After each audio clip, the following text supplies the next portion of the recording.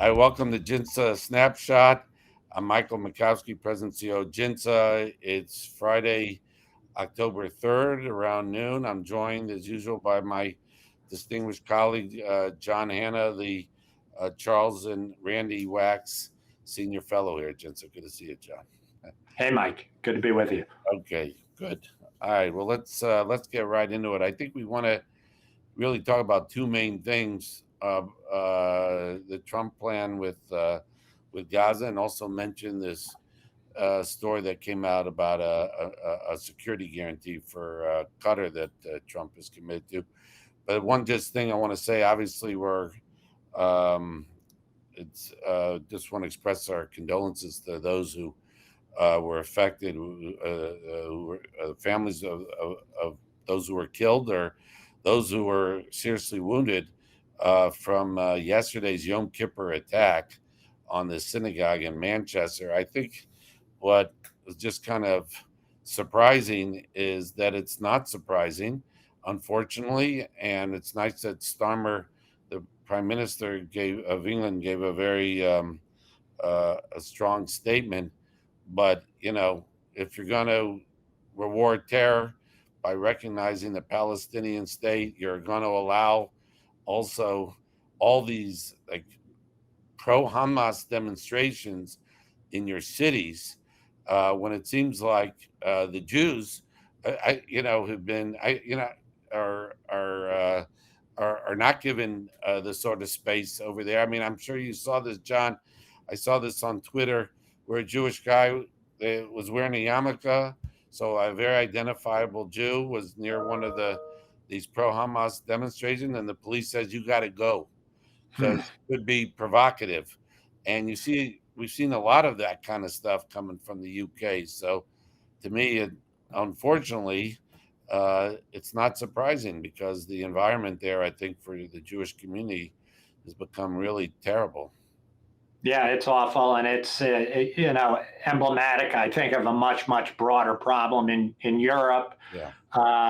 This is a classic. This is an attack on Jews for being Jews, for practicing their faith. People who, for all we know, have no connection to anything going on in Gaza and Israel, probably don't, just simply practicing their faith and being attacked for being Jews in what at one time was the heart of Western civilization. It's just absolutely awful and emblematic of just a very, very big problem that Europe really needs to get after. Yeah, absolutely.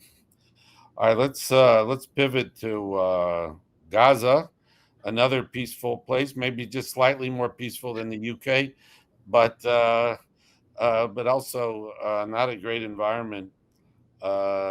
So, John, tell me what you think. It's been now.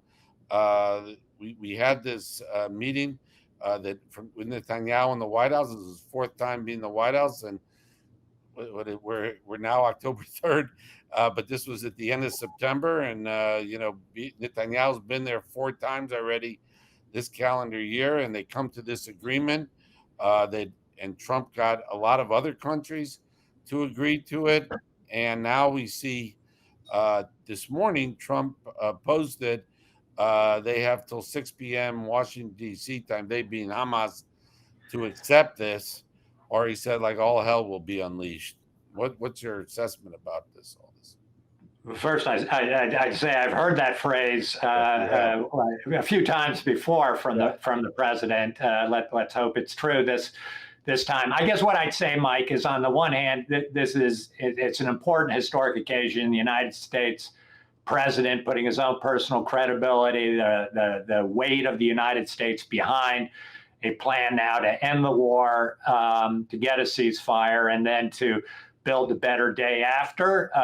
That's a big moment, and he appears to have gotten the assent and the agreement, cooperation of most of the really important stakeholders, in particular the Arab states, but countries in Europe and Israel behind this. Even the Palestinian Authority has given its approval to kind of proceeding on the basis of this plan. So a good moment for American diplomacy, and I think a good moment for Israel, because if you look at the contents of the plan as it was finally published on Monday after that meeting, it does, if on paper at least, a lot to be implemented here, but on paper, it meets all of the main war requirements of Israel, in that it would return all of the hostages, living and dead, very, very quickly.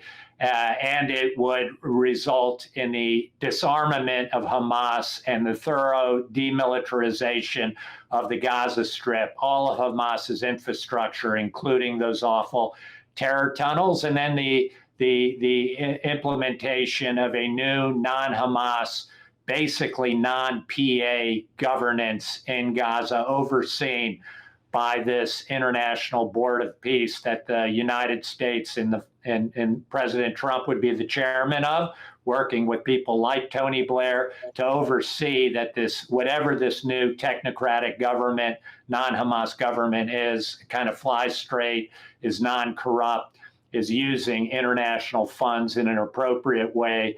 And it also, the plan includes de-radicalization inside of Gaza and eventually in the West Bank as well. So I think some elements of the Prime Minister's coalition will no doubt have problems with this. They were all in hopes of a Trump Riviera plan that would have basically displaced a lot of Palestinians outside of Gaza. But instead, we've gotten this that the rest of the world is on board with. So off to a good start, but there's so much that now depends on what happens with Hamas. What do they say? And then can the Arabs and the rest of the world really step up and do some of the difficult things that the implementation of this plan would require?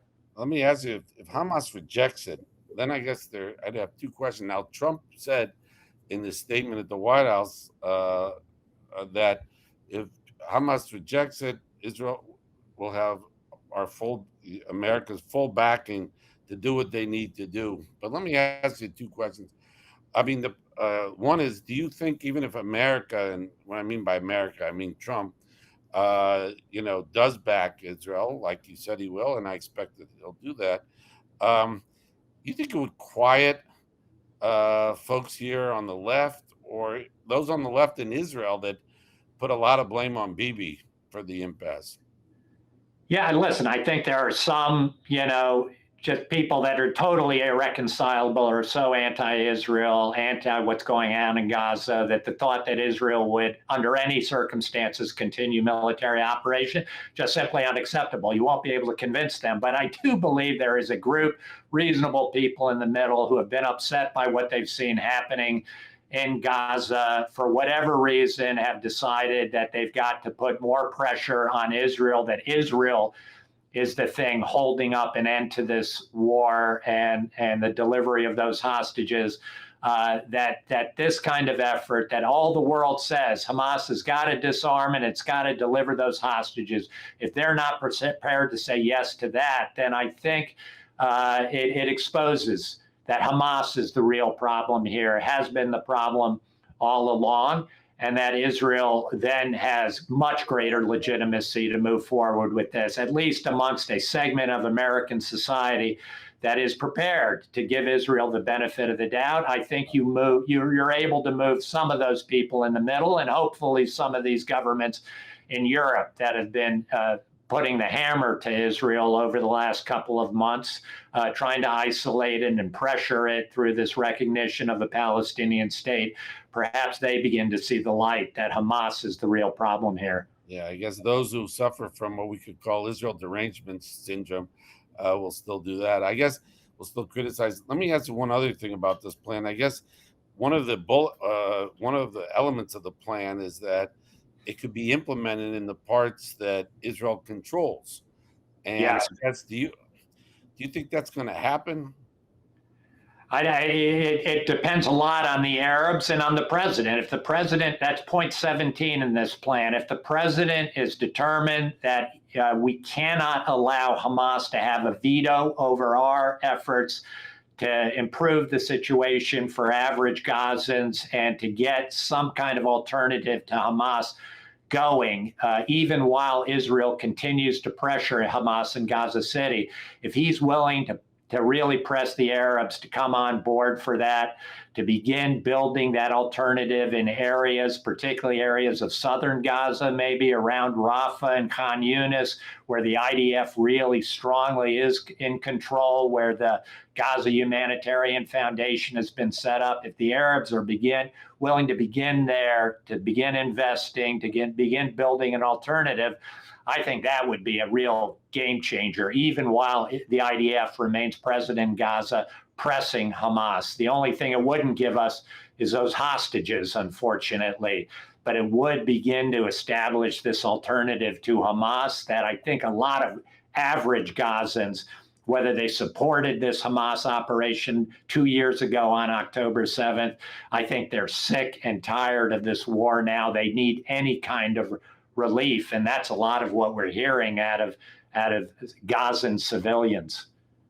One last thing, and then we'll we'll move on to Qatar. But look, you chaired this effort, this JINSA Vandenberg coalition effort that day after that. It was very intense. Actually, one of the people you interviewed was Tony Blair.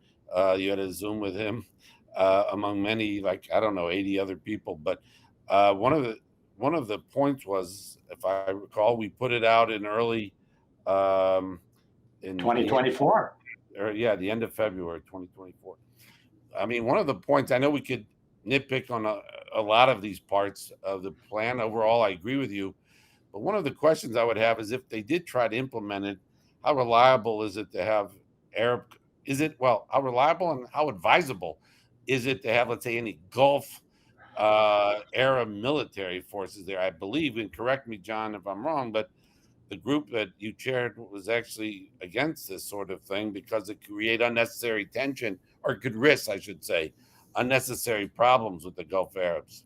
Yeah, absolutely, Mike. That was one thing we were very nervous about, and why we our fallback position was to rely on a heavy dose of private security, American and other international private security contractors, to take on the bulk of imposing law and order in any parts of Gaza that had been liberated by the IDF, because we were really worried that if the Arabs put in their own forces, we're worried, are they really going to actually fight Hamas? And if they don't, and the IDF sees that there are problems emerging inside of Gaza that this Arab force refuses to take care of, is the IDF going to have to go do it on its own against the Arab forces? It just created too many opportunities that Hamas, the Iranians, other bad actors could take advantage of to put the IDF in clash with Arab forces. Things could go wrong that would put at risk the really big strategic objectives and goals of the United States and Israel, to have this new regional alignment between Israel and its moderate Arab partners. That wasn't worth sacrificing in order to get some kind of more decent governance in Gaza. So that was our primary concern, and I think it should remain a concern. All right, one last thing, and I know we're going up against our time here, but it was this odd thing that we read about the other day, that Trump on his own made a security commitment to Qatar, and that, an attack on Qatar is like attacking the United States. Now, normally those things are treaties. We're not averse to treaties at all, mutual defense treaties. We've been the ones that have been pioneered or in recent years and really spearheaded trying to get a mutual defense treaty between Israel and the United States. But we always envisioned 67 votes in the Senate. This is just an executive order. And of all the countries to do this with, it's Qatar, that has supported terrorism, supported Hamas, held Al Jazeera, and of course, well, I don't need to go, but what's your thoughts about this? Because it's I basically agree with you, Mike. I mean, it's atrocious. What we got in exchange for giving them an Article 5-like security guarantee is completely a mystery. And as you say, the way this happened without any discussion with the American people, the American Congress, the president, just to impose this and to do it with this particular country that has, I mean, it's hard, even if you're being charitable and generous, to say it's not a very problematic history in terms of American engagement in the Middle East over the last several decades. Qatar has been at the center of a lot of serious problems, including what it's doing here in the United States on our university campuses with anti-Semitism and anti-Americanism. So it's deeply disturbing, I think wrong, and people ought to be prepared to say that we don't agree with this. I mean, if I were the Emiratis or the Saudis, I'd say, okay, you're going to do this with Qatar, then what about us? Anyway. Yeah, for sure. The Emiratis wanted this 5 years ago when they signed the Abraham Accords. Right. They still haven't gotten their F-35s, and they certainly haven't gotten anything like a bilateral security guarantee. Well, all right, we'll talk more. There's more to talk about. But John, it's great to talk to you. I want to wish you, John, and everybody watching a good weekend. Great. Thank you, Mike. Take care. Thanks for watching.